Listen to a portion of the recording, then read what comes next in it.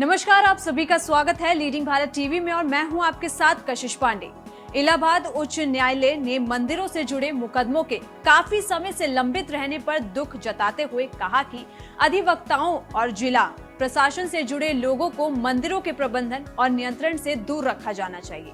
अदालत ने ये टिप्पणी मथुरा के एक मंदिर से जुड़े विवाद में एक रिसीवर की नियुक्ति के संबंध में अवमानना याचिका पर सुनवाई के दौरान की।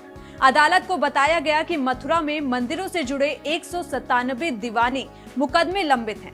मथुरा जिले में देवेंद्र कुमार शर्मा और एक अन्य व्यक्ति द्वारा दायर अवमानना याचिका का निपटारा करते हुए न्यायमूर्ति रोहित रंजन अग्रवाल ने कहा, यदि मंदिरों और धर्मार्थ ट्रस्ट का प्रबंधन और संचालन धार्मिक बिरादरी से जुड़े लोगों द्वारा न करके बाहरी लोगों द्वारा किया जाता है तो लोगों की आस्था घटेगी। इस तरह के कार्यों को शुरुआत में ही रोका जाना चाहिए। अदालत ने कहा, अब समय आ गया है कि इन सभी मंदिरों को मथुरा में वकालत कर रहे अधिवक्ताओं के चुंगल से मुक्त किया जाए और अदालतों को यदि आवश्यक हो तभी रिसीवर नियुक्त करने का प्रयास करना चाहिए।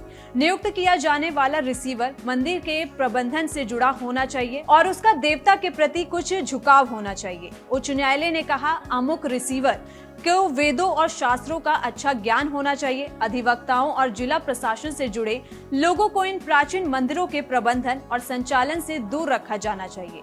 मंदिर से जुड़े इस मुकदमे को जितना जल्द हो सके निपटाने का प्रयास होना चाहिए। मामले को दशकों तक लटकाकर नहीं रखा जाना चाहिए। अदालत ने इन मंदिरों के प्रबंधन के लिए मथुरा में वकालत कर रहे अधिवक्ताओं की नियुक्ति की मौजूदा व्यवस्था पर भारी नाराजगी जाहिर की और कहा कि इस रुख से अक्सर मुकदमे की प्रतिक्रिया लंबी खींची जाती है। उसने कहा, वृंदावन, गोवर्धन और बरसाना के इन प्रसिद्ध मंदिरों में मथुरा के अधिवक्ता रिसीवर नियुक्त किए गए हैं। मुकदमे को लटकाए रखना रिसीवर के हित में है। मुकदमे को निस्तारित करने का कोई प्रयास नहीं किया जाता क्योंकि मंदिर प्रशासन पर संपूर्ण नियंत्रण रिसीवर के हाथों में होता है।